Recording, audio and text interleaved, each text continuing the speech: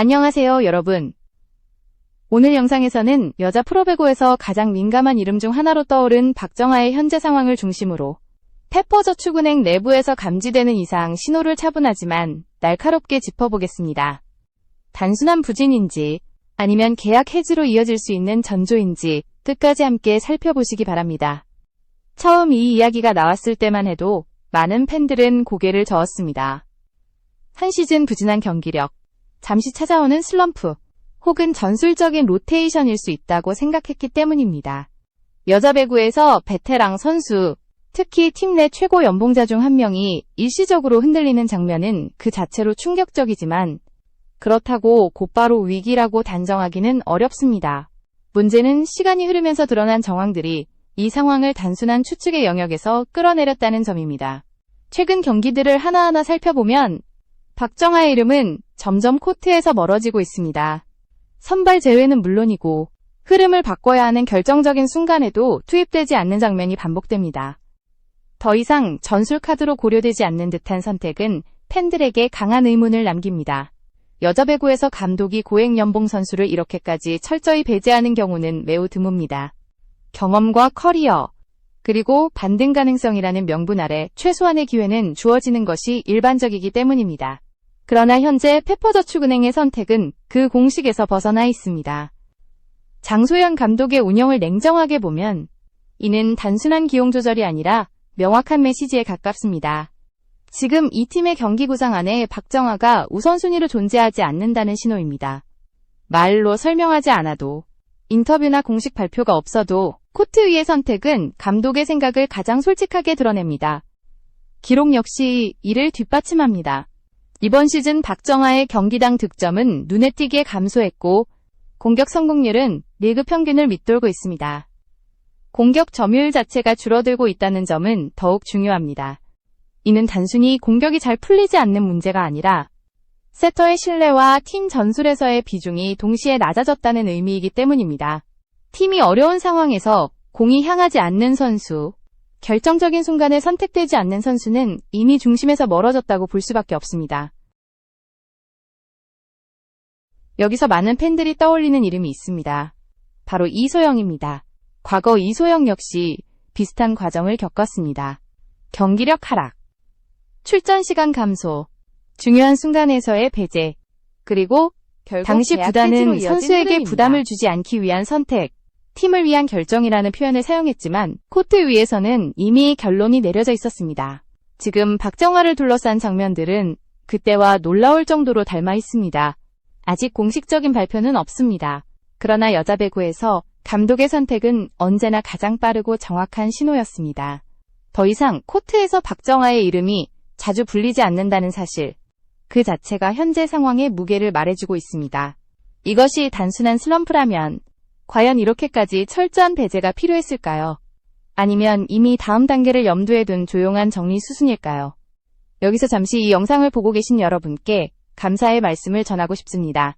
여러분의 구독과 응원이 있어야 이런 깊이 있는 분석을 계속 이어갈 수 있으니 도움이 되셨다면 채널 구독을 통해 함께 해주시기 바랍니다. 박정아는 현재 페퍼저축은행에서 연봉 7억 원이 넘는 계약을 맺고 있는 선수입니다. 이는 리그 전체를 통틀어도 최상위권에 해당하는 금액입니다. 높은 연봉은 곧 팀의 기대치와 직결됩니다. 단순히 과거의 명성이나 국가대표 경력만으로 유지되는 자리가 아니라 현재의 기여도가 요구되는 위치입니다. 그런데 지금의 흐름은 그 기대와 점점 어긋나고 있습니다. 이 시점에서 중요한 질문이 생깁니다. 감독은 왜 이렇게 빠르게 그리고 단호하게 방향을 틀었을까요? 그리고 이 선택은 박정아 개인의 문제를 넘어 페퍼저축은행이라는 팀이 처한 현실과 어떤 관련이 있을까요? 다음 부분에서는 기록과 전술, 그리고 팀 구조라는 관점에서 이 문제를 더욱 깊이 들여다보겠습니다. 박정아의 현재 상황을 보다 냉정하게 이해하려면 감정이나 이미지가 아니라 숫자와 흐름을 봐야 합니다. 이번 시즌 기록은 그 어느 때보다 분명한 신호를 보내고 있습니다. 경기당 평균 득점은 한 자릿수에 머무는 경우가 잦아졌고 공격 성공률은 리그 평균 이하로 떨어진 경기가 반복되고 있습니다. 이는 단순히 한두 경기의 부진이 아니라 시즌 전반에 걸쳐 누적된 하락세라는 점에서 무게가 다릅니다. 더 중요한 지표는 공격 점유율입니다. 팀이 어떤 선수를 얼마나 신뢰하는지는 공이 누구에게 향하는지를 보면 알 수 있습니다. 박정환은 과거 페퍼저축은행 공격의 중심이었지만 최근 경기들에서는 세터의 선택에서 점점 멀어지고 있습니다. 리시브 상황이 불안할수록 팀은 결정력이 있는 공격수를 찾게 마련인데 그 순간마다 박정아가 아닌 다른 옵션이 선택되고 있다는 사실은 현재 전술의 위상을 명확히 보여줍니다. 여자 배구에서 베테랑 선수의 가치는 단순 득점에만 있지 않습니다. 공격이 막힐 때의 안정감, 상대 흐름을 끊는 한 방, 그리고 중요한 순간에서의 침착함이 함께 평가됩니다.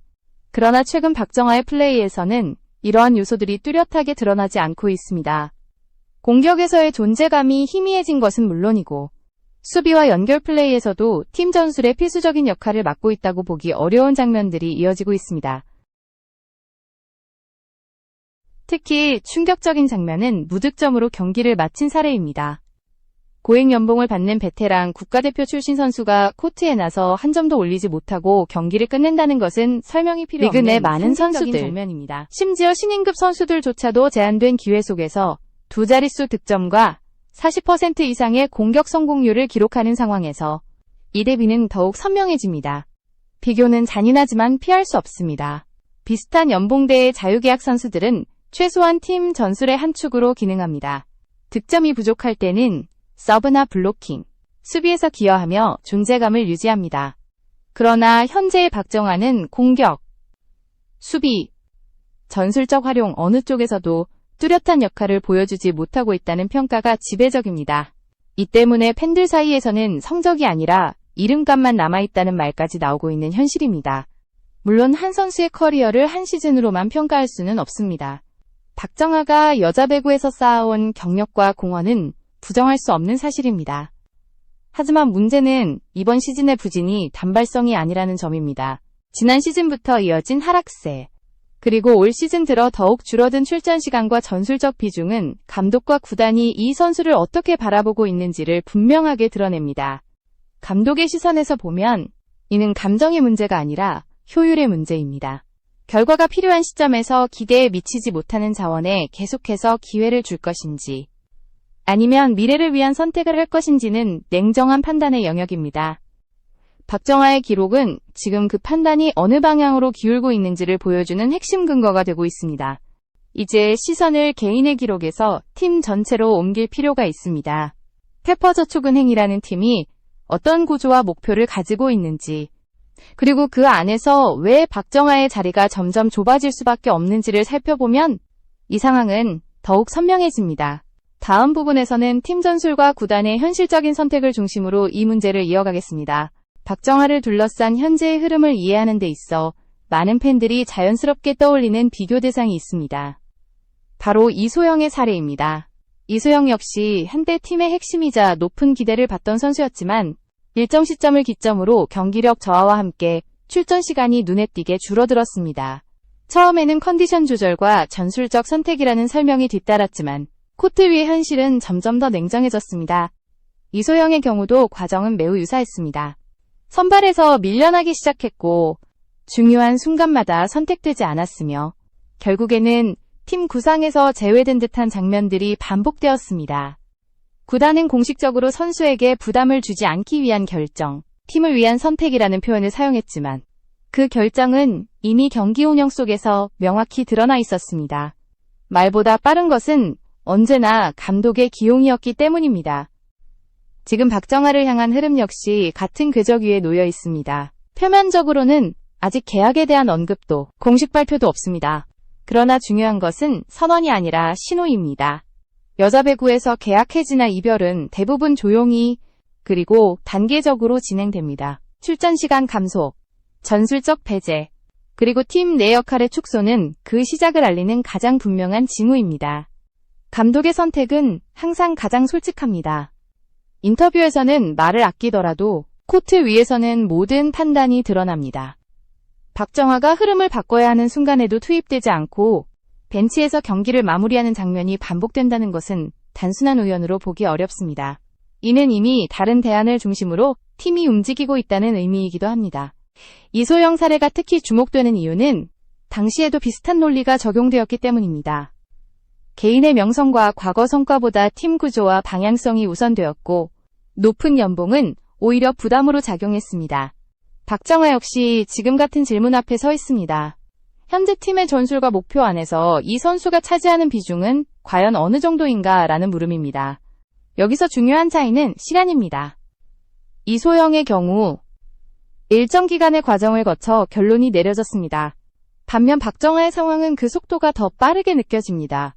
시즌 중반을 향해 가는 시점에서 이미 기용에서 밀려난 모습은 감독이 더 이상 시간을 두고 지켜볼 여유가 없다는 신호로 해석될 수 있습니다. 이는 곧 팀이 처한 현실이 그만큼 절박하다는 뜻이기도 합니다. 팬들 사이에서 계약 해지라는 단어가 점점 현실적인 시나리오로 받아들여지는 이유도 여기에 있습니다. 단순한 추측이나 자극적인 소문이 아니라 이미 과거에 반복되었던 패턴이 다시 나타나고 있기 때문입니다. 이 패턴은 언제나 같은 결말로 이어졌다는 점에서 더욱 무게를 갖습니다. 그렇다면 구단의 입장에서 이 선택은 왜 불가피해 보일까요? 개인의 문제를 넘어 페퍼저축은행이라는 팀이 처한 구조적 현실을 살펴보면 그 답은 더욱 명확해집니다. 다음 부분에서는 팀 전력 구성과 구단의 전략이라는 관점에서 이 상황을 이어서 분석해 보겠습니다. 이제 시선을 박정아 개인이 아닌 페퍼저축은행이라는 팀 전체로 옮겨볼 필요가 있습니다. 이 문제의 핵심은 특정 선수의 이름이 아니라 구단이 처한 현실과 구조에 있습니다. 페퍼저축은행은 더 이상 성장만을 이야기할 수 있는 단계에 머물러 있지 않습니다. 창단 초기의 시행착오를 넘어 이제는 결과를 요구받는 위치에 서 있습니다. 플레이오프 경쟁, 순위 싸움, 그리고 팀 이미지의 전환이 동시에 필요한 시점입니다. 현재 페퍼저축은행의 전력 구조를 보면 공격 루트는 빠르게 재편되고 있습니다.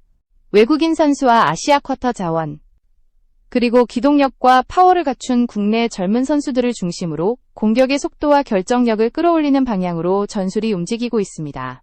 이는 리시브가 완벽하지 않은 상황에서도 한 번의 공격으로 흐름을 마무리할 수 있는 선택지를 우선시하는 구조입니다. 이 과정에서 박정아의 스타일은 점점 설 자리를 잃고 있습니다. 전성기 시절의 안정감과 경기 운영 능력은 팀의 큰 자산이었지만 현재의 전술은 보다 빠르고 직선적인 공격을 요구합니다. 공격 템포는 빨라졌고 판단에는 주저함이 허용되지 않습니다. 과거에는 실수를 관리하는 능력이 강점이었다면 지금은 실수 자체를 최소화하는 유형의 선수가 우선되고 있습니다. 감독의 입장에서 이는 감정적인 선택이 아닙니다. 같은 실수를 하더라도 미래 가치가 있는 자원에게 기회를 주는 편이 팀 전체에 더 이득이라는 판단이 작용합니다. 젊은 선수들은 경험을 쌓을수록 성장할 가능성이 있지만 이미 커리어의 후반부에 접어든 선수에게는 반등의 시간이 제한적일 수밖에 없습니다. 이는 냉정하지만 프로스포츠의 현실입니다. 여기에 또 하나의 현실적인 문제가 있습니다. 바로 연봉 구조입니다. 박정아의 고액 연봉은 개인의 문제가 아니라 팀 전체에 직접적인 영향을 미치는 요소입니다. 제한된 셀러리 구조 안에서 한 선수에게 큰 비중이 묶여 있을수록 다른 포지션 보강은 어려워집니다. 팀의 약점을 보완해야 하는 시점에서 이 부담은 점점 더 크게 느껴질 수밖에 없습니다. 여자 배구 전체가 이미 고액 연봉의 위험성을 체감하고 있습니다. 과거 이름값에 의존한 계약이 팀 운영에 어떤 결과를 가져왔는지 여러 사례를 통해 확인되었습니다. 이소영 이후 구단들은 명성보다 현재 기여도와 활용 가능성을 더욱 엄격하게 따지고 있습니다. 페퍼저축은행 역시 이 흐름에서 자유로울 수 없습니다. 만약 박정아가 팀 전력의 중심이라면 이 연봉은 투자로 받아들여졌을 것입니다. 그러나 전술의 핵심에서 밀려난 상황에서는 그 금액은 점점 부담으로 인식될 수밖에 없습니다. 이는 구단이 앞으로 어떤 결정을 내릴지에 있어 매우 중요한 배경이 됩니다. 결국 이 문제는 개인의 부진을 넘어 팀이 선택해야 할 방향에 대한 이야기입니다. 지금의 페퍼저축은행은 과거의 이름보다 현재의 효율을 선택해야 하는 갈림길에 서 있습니다. 그렇다면 남은 질문은 하나입니다. 이 흐름이 실제로 어떤 결론으로 이어질 가능성이 있는가입니다. 다음 부분에서는 계약 해지라는 시나리오가 얼마나 현실적인지, 그리고 그 선택이 가져올 파장에 대해 정리해 보겠습니다. 이제 가장 민감한 질문에 도달하게 됩니다. 박정아의 계약 해지는 과연 가능성에 그치는 이야기일까요? 아니면 실제로 현실화될 수 있는 시나리오일까요? 현재까지 드러난 흐름만 놓고 본다면 이는 결코 과장된 가정이라고 보기 어렵습니다. 페퍼저축은행은 이미 전술적으로 박정화 없이 경기를 운영하는 그림을 그리고 있고 중요한 순간마다 다른 선택지를 우선하고 있습니다. 이는 단순한 대비가 아니라 방향 전환이 시작되었음을 의미합니다. 선수 입장에서 이 상황은 결코 편안하지 않습니다. 출전 기회는 줄어들고 팀 내 역할은 점점 축소되며 외부의 시선과 비판은 커지고 있습니다. 이런 흐름이 길어질수록 선택의 폭은 오히려 좁아집니다. 벤치에서 시즌을 보내는 것과 새로운 기회를 모색하는 것 사이에서 고민해야 하는 시점이 다가오고 있는 것입니다. 커리어 후반부에 접어든 선수에게 이 결정은 더욱 무겁게 다가올 수밖에 없습니다. 구단의 입장 역시 간단하지 않습니다. 계약 해지는 재정적인 부담과 이미지 관리라는 두 가지 과제를 동시에 안게 됩니다. 고액 연봉 선수와의 이별은 언제나 논란을 동반하고 팀 운영에 대한 평가로 이어집니다. 그러나 동시에 전력 구성을 새롭게 재편하고 미래를 위한 선택을 할 수 있는 계기가 되기도 합니다. 지금의 페퍼저축은행에게는 이 두 가지가 동시에 고려 대상이 되고 있습니다. 중요한 점은 이런 결정들이 갑작스럽게 발표되는 경우가 많다는 사실입니다. 과거 사례들을 돌아보면 조용히 진행되던 상황이 어느 순간 공식화되며 결론에 이르는 경우가 적지 않았습니다. 이미 코트 위에서는 여러 차례 신호가 나타났고 그 신호들은 점점 명확해지고 있습니다. 더 이상 핵심 선수로 기용되지 않는다는 사실 자체가 구단의 고민이 상당히 깊어졌음을 보여줍니다. 이 흐름을 단순히 개인의 슬럼프로만 해석하기에는 너무 많은 요소들이 겹쳐 있습니다. 전술 변화, 팀 구조, 연봉 부담, 그리고 감독의 선택이 하나의 방향을 가리키고 있습니다. 이것이 반드시 계약 해지로 이어진다고 단정할 수는 없지만 충분히 현실적인 가능성으로 논의되는 이유는 분명합니다. 결국 이 이야기는 한 선수의 몰락이나 실패로만 볼 수 없는 문제입니다. 프로스포츠에서 변화는 언제나 냉정하게 찾아오고 팀은 감정보다 결과를 선택합니다.